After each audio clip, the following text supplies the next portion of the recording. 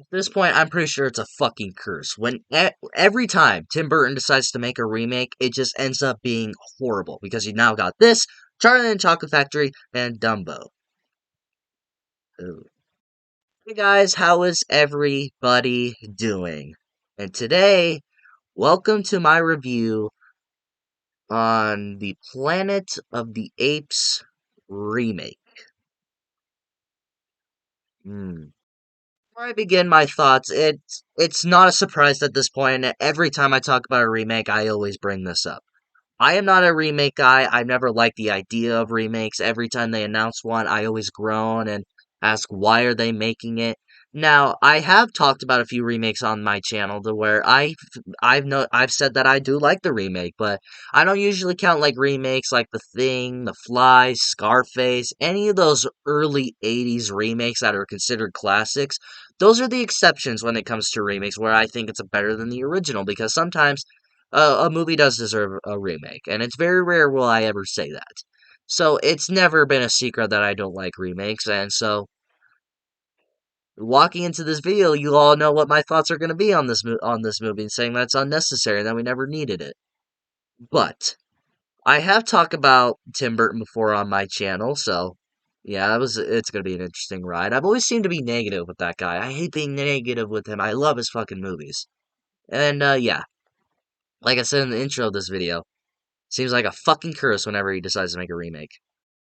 Starting off with my positives on the remake of Planet of the Apes before I get to my very long list of why I do not like this movie, but I will give credit where credit's due. So starting off with the positives, my main thing that I really love about this movie is the great practical effects of bringing the apes to life. I praise that about the original movie. I praise that basically the entire original franchise when I talked about those movies, but the apes in this movie look absolutely amazing. I believe the man who did it was Rick Baker, who's very, very popular, and I'm pretty sure he was also the same guy that did the prosthetics for American Werewolf in London, which, mm, yeah, I thought he did a great job bringing these actors to life as realistic looking apes to where they all look like actual apes to where in this movie you kind of forget that those are human beings under those outfits because in the original franchise you could tell because their mouth didn't match everything that they were saying, but obviously as time went on a lot of things had changed, so prosthetics and a lot of new people came along and do stuff like this, so it wasn't a surprise to me that these apes looked amazing. I thought they looked great. The actors who portrayed the apes did a great job to selling it that they aren't that it doesn't feel like there's actors under there and those are actually realistic looking names. And one thing that I criticized about the original, which was a nitpick, is that sometimes their mouth wouldn't match what they were saying. But in this one, nothing there. I thought every line matched what they were saying on their lips. So that was just something I like to point. That's just something I want to point out that I did not like about the original, but they improved it here. So yeah, walking away from this movie, the apes looked amazing. I believe this was the last Planet of the Apes movie to where they used fully practical effects to bring the apes to life, and it was a damn a good way to go out because they looked amazing. Also really enjoyed the character and the villain of General Thane. Now, I did say that I wasn't very a big fan. I guess I'll put it lightly. I was not a very big fan of General Thane, of Dr. Zaius in the original Planet of the Apes. I never thought he was a threatening villain to where he's more of a mentally threatening villain. But in this one, Dr. Thane, played by Tim Roth, who I mostly recognize from the Incredible Hulk and as Abomination from the MCU. I thought he played this character great. He is a very good villain to where I thought he was a very menacing villain, a very physically threatening villain to where this guy you would not want to fuck with because this guy would murder the fuck out of you. Like he killed two gorillas after showing him like the ship that crashed and he didn't want anybody else to know, so he killed them so they wouldn't say anything else, which that alone, that is a very threatening villain there alone because that was a great sequence in this movie and when he loses his father and he starts to get angrier and you actually feel the hatred that he has towards the villain. So that I do believe that he is a physically better villain to Dr. Zaius, but I do think I do prefer Dr. Zaius over him, but I don't know. Either ways I'm gonna get in trouble for whatever I say. So either ways I do think he's a great villain. He's a very entertaining villain. So yeah. Yeah, I did like the villain of Dr. Thane. Dr. Thane. General Thane. Unfortunately, that's all I have. That's the only positives that I really have about this movie. So, going straight to the negatives. This is a very disappointing thing for me. And before I even say anything, I do want to say this. When I talk about movies, when I talk about very bad movies, I don't want to be the negative guy. I don't want to be this guy that is always negative towards movies. I always want to stay positive with movies. That's why every time I talk about a movie, I look for something to like. I look for something to enjoy about a movie. And so I hate being so negative with films. That is nothing that I ever want to do with a franchise or with any movie. I hate doing that. So, walking away from this review, knowing I don't know how long this video is going to be, walk away knowing that at least give this movie a shot. Whatever I say, don't let it affect your experience with this movie or your time with this movie, I shall say. Because I do want you guys to at least check out the movie. Maybe my thoughts are different from yours. And if you like the movie, I'm glad with that. Because I want people to know that. I want people to enjoy the movie if they can. Because just for me, I didn't like it. So I do have a lot of negatives. That is why I'm talking about this. So before I even been talking about my negatives, please check out this movie for yourself and give me your thoughts on it. Because I don't want my thoughts on this movie to ruin your experience. So with that all the way, my negatives with this movie, and this is very disappointing for me because this is an actor that I really enjoy and I do think he's a good actor. Mark Wahlberg. He was terribly miscast in this movie, and I hate saying that because I love him as an actor. He's a great actor. And most recently, last month, not last month, in March, when he was in Arthur the King, which was a very emotional movie for me, and I thought he was great in that movie. He did a very good performance, and I think he's a great actor. But in this movie, it just does not look like he gave a fuck. It honestly looks like throughout the entire runtime of this movie that he was just tired and wanted to go home. It honestly felt like Tim Burton, the director of this movie, like he had him say like one thing like 30 times. He was like, okay, say it this way, say it this way, say it this way. And the one that looked the shittiest, Tim Burton decided to use. Now, I don't know if that was just him not giving a fuck and maybe he just wanted to leave. I don't know what happened, but the entire time this guy was on the screen, I couldn't help but be like, this guy just does not want to be there. This guy just looks like he's just there for the paycheck. And it's unfortunate because he's a great actor, like I said. But he's just boring in this movie, and especially towards the end of this movie when he kisses this one girl that he's been helping out the rest of the movie, which I don't even remember their name, which I'll get to soon. And when she kisses him, he does not look moved at fucking all. And it just looked like that. He was just like, cool, see ya. Like he just kissed her and was just like, bye. But and what's weird is that when he kissed the ape of this movie, the main female ape of this movie, when he kissed her, he looked more moved with that. He looked more attracted with a fucking monkey. Oh, ew, dude! What the fuck? It's like this guy does not know how to act apparently, because thing that really bothered me while watching this movie was the humans able to talk. What was special about the original movie was that the humans weren't able to talk. They were basically slaves and they were treated as pets. The apes referred to them as mindless pets and they could not write, they cannot do things the apes could do. But this movie gets rid of all of that and they make humans vulnerable. That is not good because what's special about Taylor in the original, I'm going to compare this to the original a lot, so excuse me for that. Taylor in the original was special because he was the only human able to actually do things that we're able to do, actually speak the English, actually able to write things down, actually prove that he's a genius and he's from NASA. But in this movie, Mark Wahlberg just seems like just a normal human there. Like, none of these humans, like, are like pets because the apes in this movie also refer to them as mindless human pets. They refer to them as that. But it's so obvious that they're not because they are able to speak, they are able to write, they are able to do all these things, but the apes still think that they're mindless humans, not able to do anything. But again, it's not when they're able to do all this other fucking shit. It's like, guys, like, you need to understand why the humans are slaves. Not because they treated apes horribly, it's because they're mindless pets.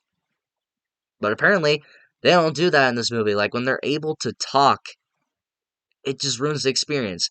when they say that they're mindless beings and then they talk to them like that they're not, it's like me going up to a dog saying it's stupid, but if it responded to me saying no, I'm not, well, like filing its taxes or whatever, I would definitely be put in my place. I'm like, okay, you're actually smart. I admit that, but the apes just don't want to admit that. It's like they're not mindless fucking pets if they can speak.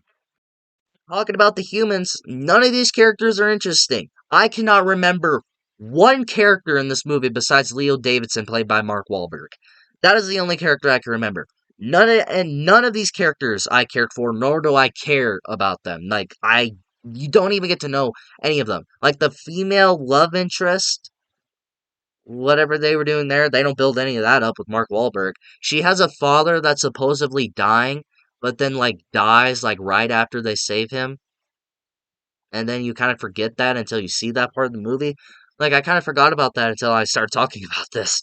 It's like, none of these characters are developed. None of these characters are likable in any way. None of these characters. I can't remember a single one of them. And when I watch a movie, I look for great characters. I look for good character development and likable characters. When I can't remember a single one of these characters and not remember a single character arc, you ruin the fucking movie because I can't remember one character in this movie. Not one. All I can tell you is that this girl and her father had a relationship, the father died, and then she's depressed for 15 minutes, and then she's like, ooh, I'm happy again. It's like, mm. So I hated the subplot in this movie to where apes are afraid of water.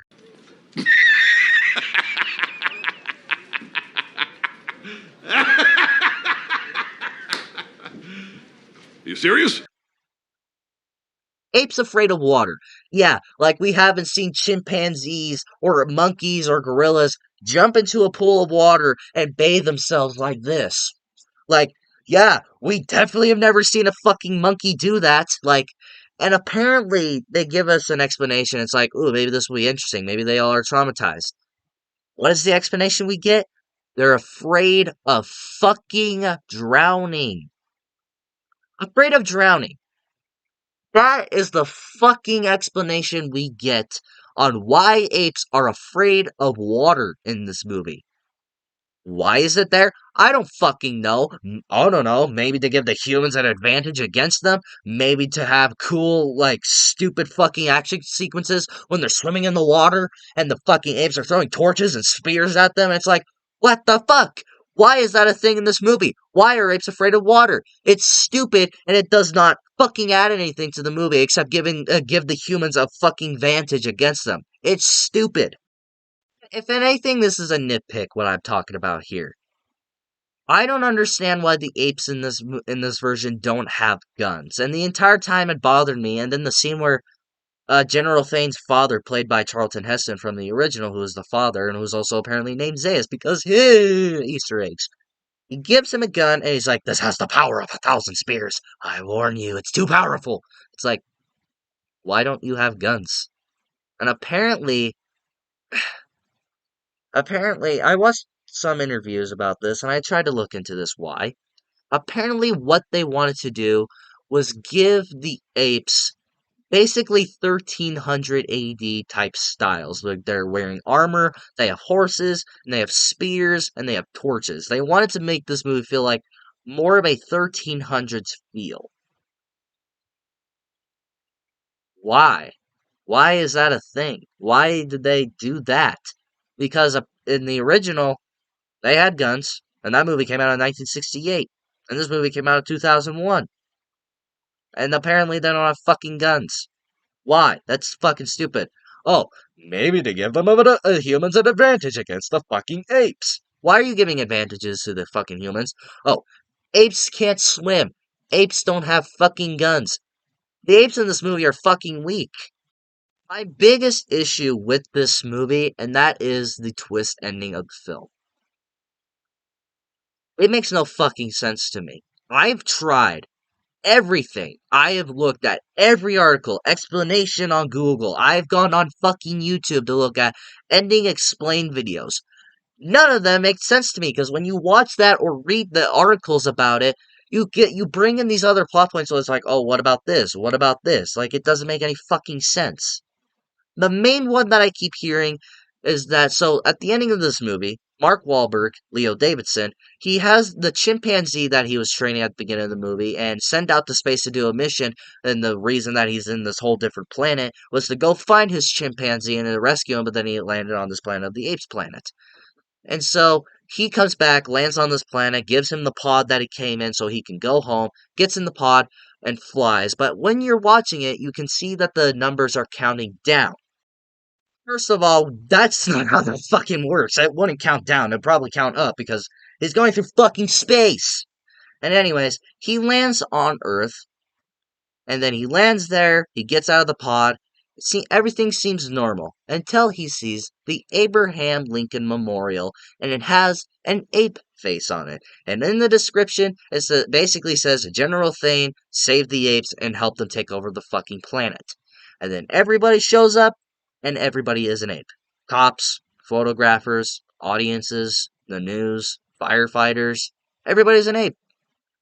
But that doesn't make any fucking sense. Because when you watch the movie, and when you see that, it's like, well, how does that work? And again, I've done research, I tried to do this, but the main one I saw was General Thade got into a pod before Leo Davidson, traveled to Earth, and basically made the apes take over.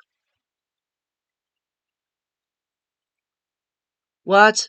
First of all, there's a lot of issues with that because, one, with the pod, it was in the fucking water. And like I said earlier, apes are afraid of water because of drowning or bullshit. Did he just grow a pair of balls and realize that you can actually swim and hold your breath for a period of time and get the pod out of the water? What? And two, when he's traveling through fucking space, first of all, how would he know how to use the pod? Two, how would he know which one in the universe is Earth? Do you know how many planets are in the fucking universe? A fuck ton. There's a lot of planets in the universe. And three, say he lands on Earth in like 1900 or whatever. Say that. Say that. Do you know how long evolution it takes for? Now, you could yell at me, be like, well, Rise of the Planet of the Apes only took like a month.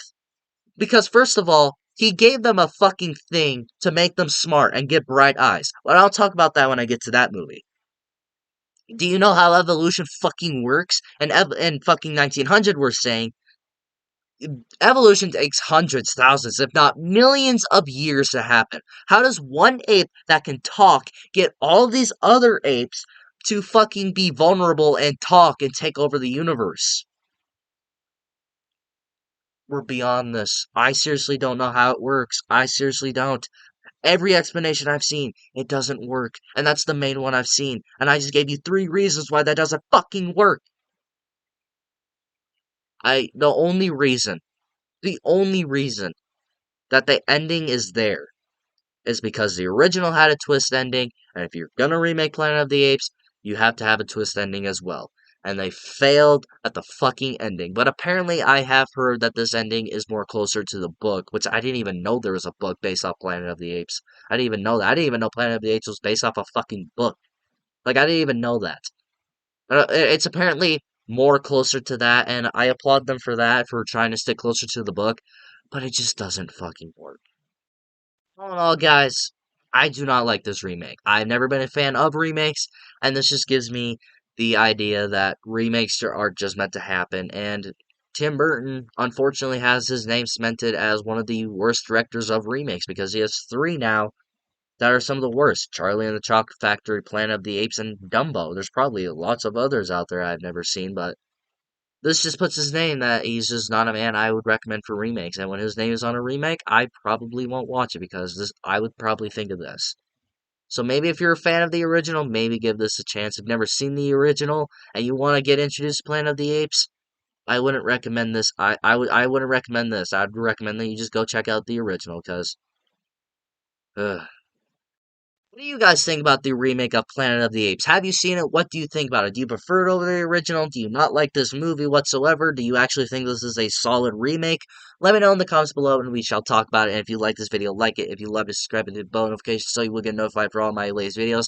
And the rest of my Planet of the Apes review series coming towards you very soon. Thank you all so much for watching. And as always, I'll see you all in the next video.